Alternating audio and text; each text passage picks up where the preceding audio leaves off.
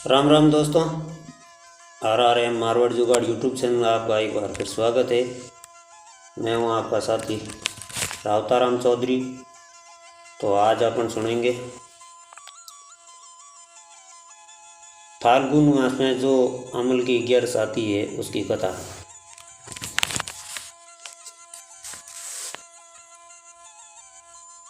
तो कहानी बहुत ही रोचक है, आप कृपया ध्यान लगा के सुनिए। और अगर मेरे चैनल पर पहली बार आए तो मेरे चैनल की सदस्यता लेकर घंटी का बटन अवश्य दबा दें और ऑल पर क्लिक कर दें, तो आपकी बड़ी मेहरबानी होगी। तो अमल की ग्यारस की कथा इस प्रकार है कि मंदाता बोले कि हे वशिष्ठ जी, यदि आप मुझ पर कृपा करें तो किसी ऐसे व्रत की कथा सुनाए जैसे मेरे कल्याण हो। महर्षि वशिष्ठ जी बोले कि हे राजन, सब व्रतों में उत्तम और अंत में मोक्ष देने वाले अमल की एकादशी के व्रत का मैं वर्णन करता हूँ। यह फागुन माह के शुक्ल पक्ष में होती है,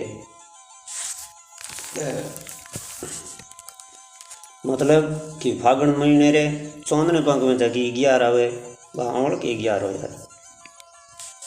तो इस 11 को करने से सब पाप नष्ट हो जाते हैं और 1000 गौदान देने के बराबर इसका पुण्य मिलता है। अब मैं आपको एक पौराणिक कथा सुनाता हूँ, आप ध्यानपूर्वक सुनिए। तो एक वैदेश नाम का नगर था जिसमें ब्राह्मण, क्षत्रिय, वैश्य और शूद्र चारों वर्ण आनंद सहित रहते थे। उस नगर में सदैव वेद ध्वनि गूंजा करती थी तथा पापी, दुराचारी तथा नास्तिक उस नगर में कोई नहीं था। उस नगर में शैतरथ नाम का एक चंद्रवंशी राजा राज्य करता था। वह अत्यंत विद्वान तथा धर्मी था। उस नगर में कोई भी व्यक्ति दरिद्र या कंजूस नहीं था। सभी नगरवासी विष्णु भगवान के भक्त थे और अबाल, वृद्ध, स्त्री, पुरुष सब एकादशी का व्रत किया करते थे। पूरे गांव में एकादशी का व्रत बच्चों से लेकर बूढ़ों तक सभी करते थे। एक समय फागुन मास के शुक्ल पक्ष की अमल की एकादशी आई। उस दिन राजा, प्रजा तथा बाल, वृद्ध सब ने हर्षपूर्वक व्रत किया। राजा अपनी प्रजा के साथ मंदिर में जाकर पूर्ण कुंभ कलश स्थापित करके धूप, दीप, नैवेद्य, पंचरत्न आदि से धात्री के आंवड़े का पूजन करने लगे और इस प्रकार स्तुति करने लगे कि हे दात्री, तुम ब्रह्म स्वरूप हो, तुम ब्रह्मा जी द्वारा उत्पन्न किए हुए हो और समस्त पापों का नाश करने वाले हो, तुमको नमस्कार है।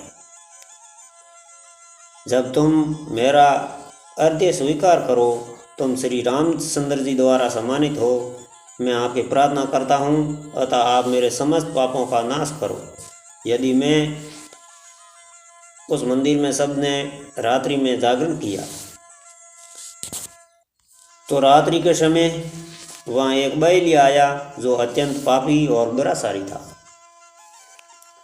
वह अपने कुटुंब का पालन जीव हत्या करके किया करता था और भूख और प्यास से अत्यंत व्याकुल वह ब्यालिया इस जागरण को देखने के लिए मंदिर के एक कोने में बैठ गया और विष्णु भगवान तथा एकादशी मातम की कथा सुनने लगा। इस प्रकार अन्य पुरुषों की भांति उसने भी सारी रात जाग कर बिता दी। प्रातःकाल होते ही सब लोग अपने अपने घर को चल दिए तो बैलिया भी अपने घर चला गया। घर जाकर उसने भोजन किया। कुछ समय बीतने के पश्चात उस बैलिए की मृत्यु हो गई। तो इस प्रकार बैलिए को एक रात जागरण सुनने और भोजन न मिलने के कारण उसका एकादशी का व्रत हो गया। मगर उस अमल की एकादशी के व्रत तथा जागरण से उसने राजा विदुर के घर में जन्म लिया। तो मरण पसे बोबेर को राजा एक जागरण होने निग्यार करने के कारण एक राजा के घर जन्म लियो। तो उसका नाम वसुरथ रखा गया।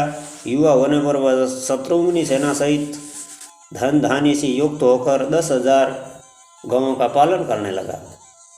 वह तेज में सूर्य के समान, क्रांति में चंद्रमा के समान, वीरत्व में विष्णु के समान और समायास में पृथ्वी के समान वह अत्यंत धार्मिक, सत्यवादी, कर्मवीर और विष्णु भगत था।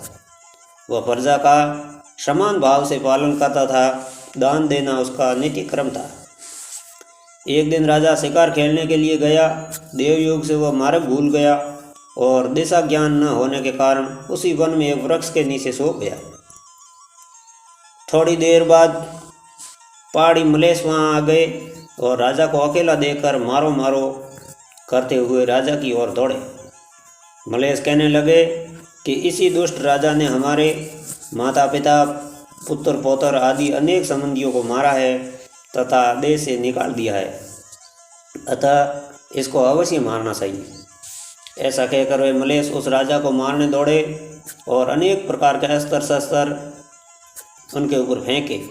जब वे अस्त्र शस्त्र राजा के शरीर पर गिरते ही नष्ट हो जाते थे और उनका वार पुष्प के समान प्रतीत होता था, तो वह मलेश केड़ो ही शस्त्र चलावता तो राजा ने कोई माथे फूल पड़े तो ही ठाको पड़ दो, वो शस्त्र नष्ट हो जाता, क्योंकि विष्णु भगवान की कृपा ही भी माथे और 1100 प्रताप। अब मलेशों के अस्त्र शस्त्र उल्टा उन्हीं पर प्रहार करने लगे, जिससे वे मूर्छित होकर गिरने लगे। उसी समय राजा के शरीर से एक दिव्य स्त्री उत्पन्न हुई। वह स्त्री अत्यंत सुंदर होते हुए भी उसकी भ्रुकुटी टेढ़ी थी। उसकी आंखों से लाल लाल अग्नि निकल रही थी, जिसे वह दूसरे काल के समान प्रतीत होती थी। वह स्त्री मलेशों को मारने दौड़ी और थोड़ी ही देर में उसने सब मलेशों को काल के गाल में पहुंचा दिया। जब राजा सोकर उठा तो उसने मलेशों को मरा हुआ देखकर कहा कि इन शत्रुओं को किसने मारा है? इस वन में मेरा कौन हितैषी रहता है?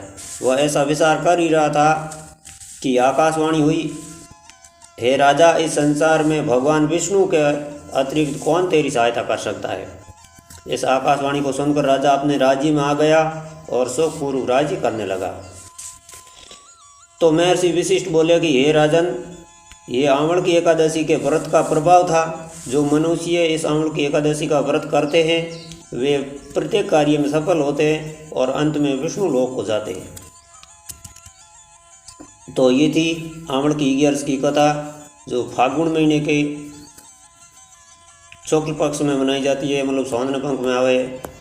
तो आ कथा थान कैडी लगी मन लाइक कमेंट कर जरूर बताइयो। अगर मेरे चैनल में नया हो तो मेरा चैनल सदस्यता ले और घंटी वाला बटन दबा ऑल माते क्लिक कर दियो, तो एड़ा वीडियो थारे वास्ते हूँ बड़लावतो रहूँ। तो मिलो एक नए वीडियो में। जेड़ ताई राम राम, नमस्कार, खमा गणी, जय।